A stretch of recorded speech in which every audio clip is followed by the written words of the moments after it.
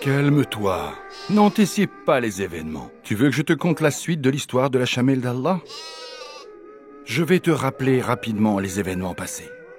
La chamelle de Dieu est sortie de l'enceinte de la montagne comme un signe et une preuve de la prophétie que le peuple de Tamoud avait demandé au prophète Salih.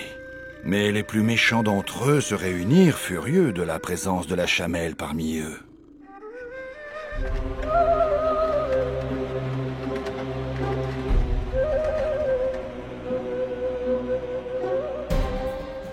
Salih a bien dit que nous pourrons boire le lait de la chamelle après son accouchement.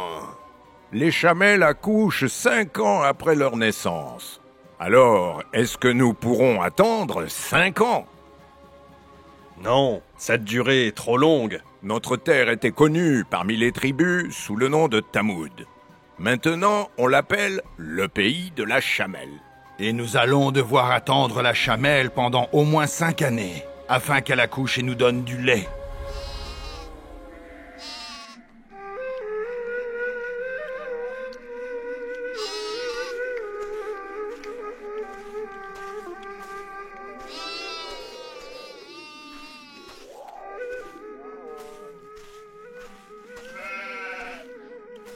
Es-tu malade? Non, je suis en train d'accoucher. Mais tu es né il y a seulement 3 jours, alors comment peux-tu déjà mettre bas? Je n'ai rien à voir avec les calculs des humains ou la nature des animaux. Comme je l'avais déjà mentionné, tout ce qui m'arrive est commandé. Et est-ce que tu es fatigué? Non, j'ai un sentiment étrange. Je me sens liée à la créature qui grandit dans mon ventre. Je pense à elle, j'ai peur pour elle, et je l'aime même avant de la voir.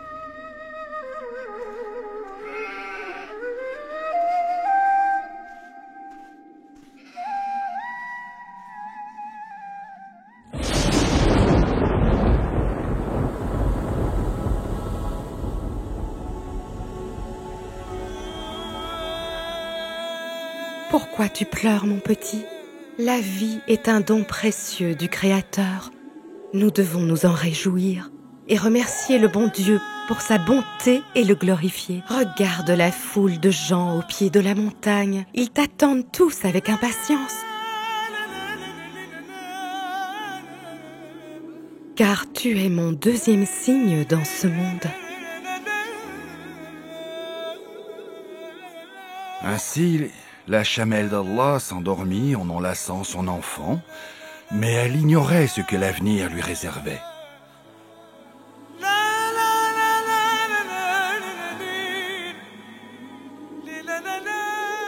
Ne joue pas en mangeant. Bravo! Tu es un chamelon gentil et discipliné. Ton nom est Chamelon. En effet, le petit du chameau est un chamelon.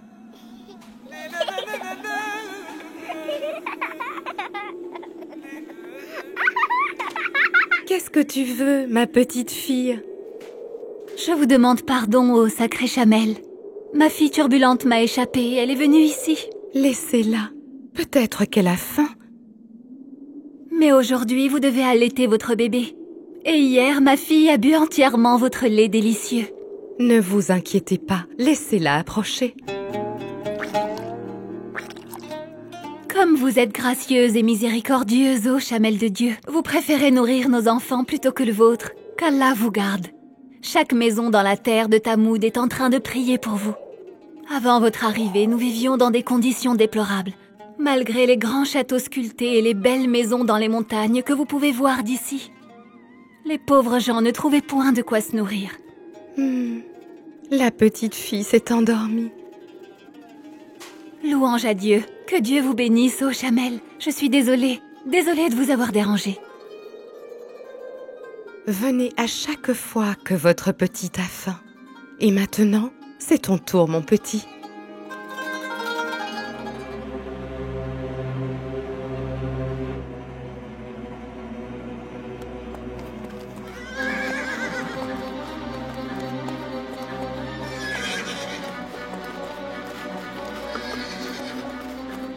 Mes compagnons, nous irons tous à la rivière pour boire avec les esclaves et boire avec les bêtes. Je vous parie que l'eau ne sera pas suffisante pour tout le monde et qu'il y aura un massacre autour de la rivière. Je l'espère bien. Je n'ai vendu absolument aucune bouteille de vin hier. Tout le monde a bu du lait de la chamelle et a étanché sa soif. Personne ne pense plus à acheter chez moi. Quand nous trouverons les foules près de l'eau, nous devons parler avec Saleh de manière forte et de manière décisive.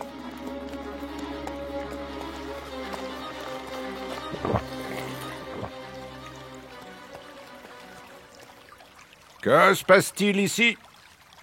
Tout le monde a bu et étanché sa soif grâce à Dieu, mon ami. Comment?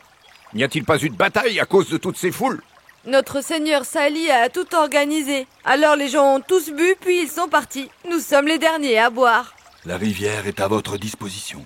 Allez-y. Comment Saleh a-t-il pu organiser le peuple de Tamoud? Et comment a-t-il pu les forcer à lui obéir sans avoir recours à la force?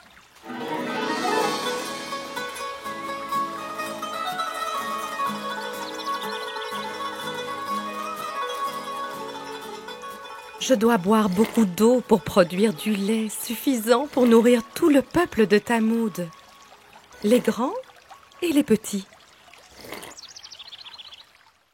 Et Dieu révéla à son prophète qu'un jour la chamelle boit et donne son lait, et l'autre jour les gens boivent de la rivière pendant que la chamelle allaite son enfant.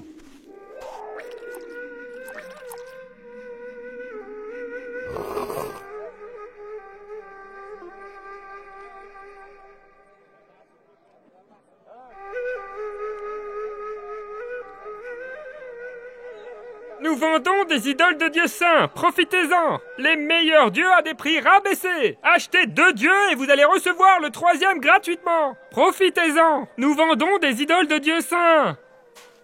Monsieur, achetez ce dieu de chez moi, et il vous permettra de commettre tous les péchés et les maux que vous désirez.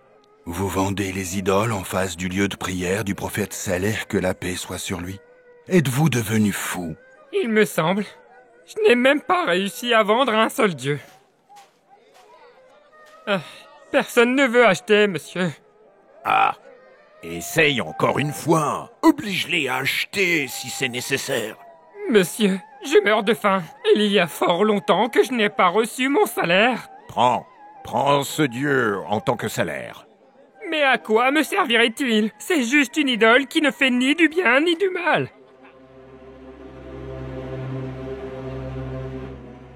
La situation s'aggrave, mes seigneurs de Tamoud. Excusez-moi. Je veux dire, les seigneurs déchus de Tamoud. Vous nous avez invités pour vous moquer de nous?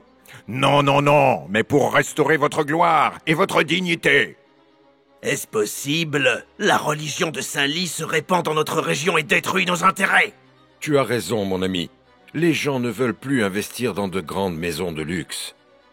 Car Saleh leur a conseillé de vivre humblement jusqu'à leur dernier jour. C'est la même chose qui concerne les idoles. Personne ne les achète. Pire encore, maintenant les gens ridiculisent les idoles. Même le marché du poison des serpents et des scorpions stagne. Tout le monde vit en paix et personne ne met plus de poison dans la dague ou dans les pots de miel. La chamelle est la cause de tous nos problèmes. Depuis son arrivée dans notre région, elle ne nous a rapporté que du mal. J'espère qu'elle se transformera en statue et qu'elle retournera à la montagne d'où elle est venue. Ou qu'elle meure et qu'on se débarrasse d'elle. Ah, voici la solution. Nous devons tuer cette chamelle. Pourquoi ne réagissez-vous pas? Tuer la chamelle constituerait un défi contre le prophète Sali. Et ça, c'est vraiment très grave. Moi, je veux bien que la chamelle soit tuée. Mais alors, qui va s'en charger? Je connais la personne qui conviendrait. Je connais un homme qui perd sa conscience et devient comme les fous après avoir bu de l'alcool. Peut-être qu'en buvant de la liqueur, il serait tenté par tuer la chamelle et ainsi il résoudra notre problème. Bien fait, bien fait. Donnons-lui du vin afin qu'il perde l'esprit. Et puis, donnons-lui une épée bien tranchante et laissons-le terminer la tâche.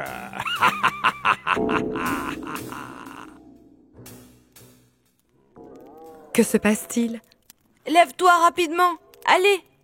Je ne peux pas me lever parce que j'allaite mon enfant. Mais tu es en grand danger.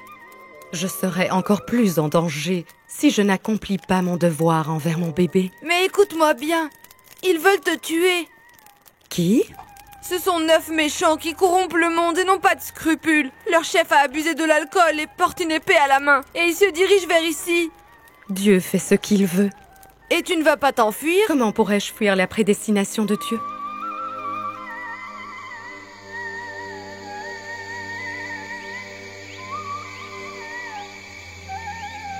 Comment peux-tu t'asseoir paisiblement? Je suis ton assassin. Pourquoi tu souris? Et pourquoi veux-tu me tuer? C'est toi qui as ruiné nos vies. Ce n'est pas vrai. Vous meniez une vie de corruption que le prophète Salih est venu réparer. Et moi, je suis la preuve de sa prophétie. Avec ma naissance, un signe céleste est apparu. Avec mon accouchement, un deuxième est apparu. Et en vous offrant de la nourriture, un signe apparaît chaque jour. Je vous ai donné du lait alors que je ne vous connaissais pas. J'ai partagé la nourriture de mon bébé avec vous jusqu'à votre assouvissement grâce à Dieu. Est-ce ainsi que vous remerciez Dieu pour sa bonté? Ah, mais ta parole ne sert à rien. Et je dois te tuer. Si tu m'égorges, tu es en train d'égorger l'innocence sur terre. Tais-toi! Je t'ai dit de te taire.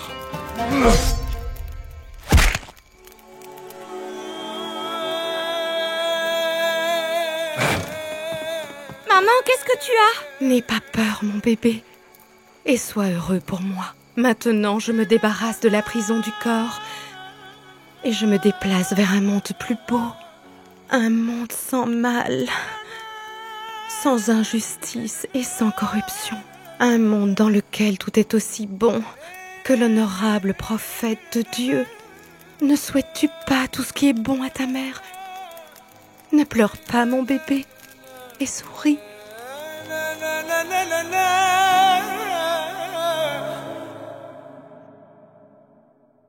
Je n'arrive pas à croire ce que leur prophète Saleh a fait. Il leur a dit « Amusez-vous dans vos maisons pour 3 jours, et cette promesse n'est point un mensonge. » Quel est le vrai sens de ces paroles? Peut-être a-t-il besoin de 3 jours pour armer ses troupes contre nous. S'ils avaient l'intention de nous faire une guerre, ils l'auraient fait sur le qui-vive, profitant de la colère et du désarroi des troupes contre nous, et le meurtre de la chamelle. D'ici à ces 3 jours, tout le monde aura tout oublié à propos du meurtre de cette chamelle, et nous recouvrerons notre force, et nous pourrons reprendre dans nos mains les rênes de notre pouvoir. J'ai entendu qu'il quittera la terre pour toujours. C'est un aveu de défaite. Oui, Salih a perdu et il ne sait pas quoi dire. Célébrons notre victoire. Nous nous sommes débarrassés de Saleh et de la chamelle et buvons au succès du héros qui a égorgé la chamelle.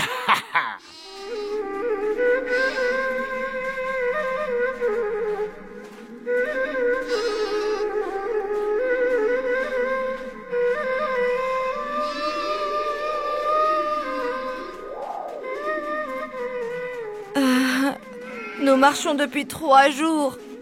Nous sommes fatigués. Le prophète de Dieu Saleh nous a ordonné de marcher aussi vite que possible. Mais quel est ce cri terrifiant? Cela vient de Thammoud. On l'entend fort alors que nous nous trouvons à une distance de 3 jours de marche. Imagine-toi le son que doit entendre le peuple de Thammoud. Ils méritent d'être punis encore plus sévèrement. C'est le prix de leur faute.